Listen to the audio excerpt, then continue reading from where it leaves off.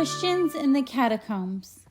The Romans punished runaway slaves, criminals, and Christians by making them fight wild animals.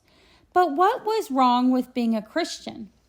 In the Roman Empire, it was a crime to be a Christian because Christians would not sacrifice to the emperor.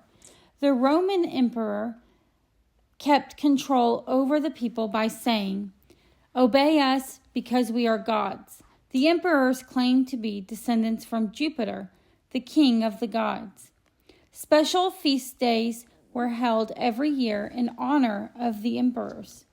At these celebrations, all Romans were supposed to worship the emperor and promise to obey him only. But Christians refused to do this. "We only worship our God," they told the other Romans. "We refuse to bow down to someone who is only a man. The emperor is not God. We will pray for him, but we will not worship him." The Roman emperors were furious. If the Christians disobeyed them, the Romans might be brave enough to do the same. So the emperors ordered the Christians arrested and put in jail. Many Christians were put in prison. Others were forced to fight lions. Christians were frightened by this persecution, so they stopped holding their meetings in public. Instead, they dug underground passages beneath Rome and beneath other cities in the Roman Empire. They held their religious meetings in these underground passages in secret. The passages were called catacombs. Down in the catacombs, the Christians also buried their dead. The underground tunnels were dark and damp. Stones lined the floors. They were lit only by torches. Shadows lurked in every corner, but when the Christians were underground, they were safe. This secrecy soon made people even more suspicious of the Christians. What were they doing down there, underground? Rumors started to fly around.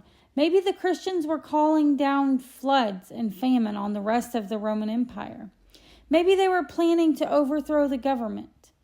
"We must wipe out this new and harmful religion," one Roman senator wrote to another. "Otherwise, Romans will cease to worship the emperor." Of course, the Christians weren't calling down famines or trying to overthrow the government. They were just meeting peacefully together to talk about Jesus and his teachings. They protested to the emperors that they were doing nothing wrong. But the Roman emperors kept right on throwing them in jail.